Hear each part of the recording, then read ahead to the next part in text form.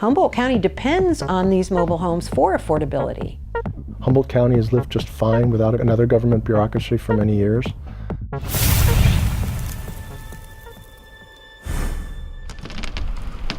In 2005, Linda Connolly bought this $17,000 mobile home. Mobile home owners own their homes but rent lot space for those homes in mobile home parks, like this one at the foot of Humboldt Hill. People just like me, they just didn't realize what was going to happen. They just knew they could afford the rent in here. They bought their place and they thought they were done. But then the increases started. 2010, it went up $10 a month. 2011, it was 10, and 2013, it was 15. Humboldt County's ballot measure V would limit mobile home rent increases to the percentage rise in the consumer price index, or roughly the inflation rate. The red line shows the maximum year-to-year monthly rent Connolly would have paid under Measure V. The more expensive green line shows what she actually paid.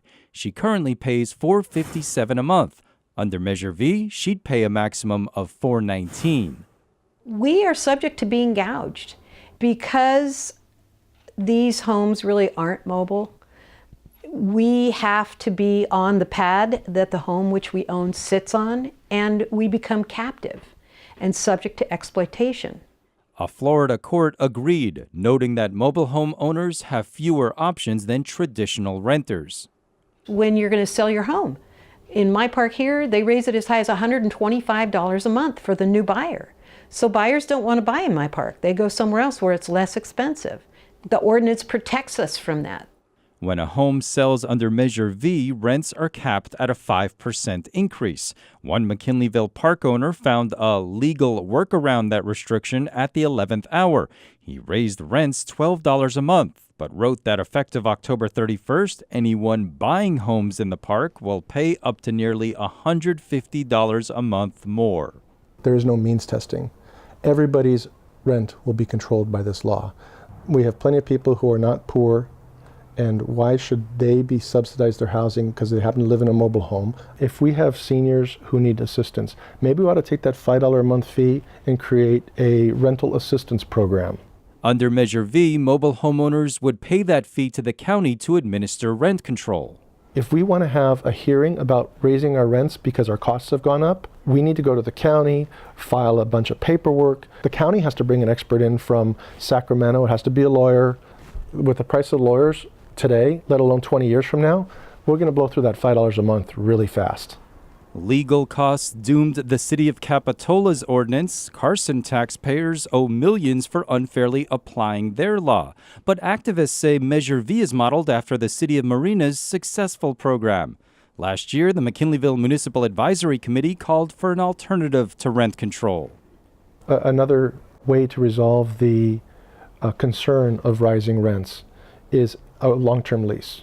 Mobile home park owners are willing to sign 5-year, 10-year, 15-year leases, and you will know exactly in advance what your rent increase will be, and it'll all be stipulated, so there will be no surprises. What has surprised some locals is the out-of-the-area lobbyists and park owners spending tens of thousands of dollars to defeat Measure V. This Sacramento corporation faced a Proposition 13-influenced $52,000 hike in property taxes when it took over this McKinleyville park in 2015.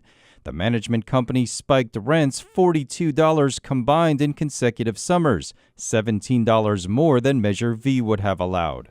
Measure V would also require park owners to gain approval from the majority of homeowners before charging them for park upgrades. The residents on Thunderbird Drive had asked for newer lighting. Now, if Measure V were to pass, I don't know if I'd be able to get the tenants on the other two streets agreed to spend $57,000 and improve the street lighting there.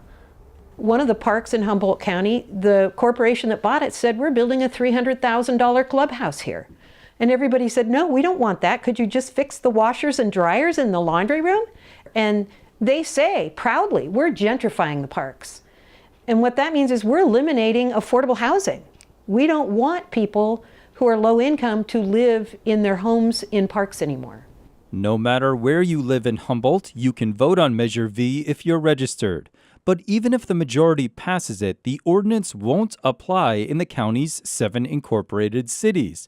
It will cap rents for up to 1,500 homeowners like Linda Conley living in at least 42 parks in the unincorporated county. If it goes up $15 a year, eventually I will be homeless. Eric Black, KHSU, Arcata.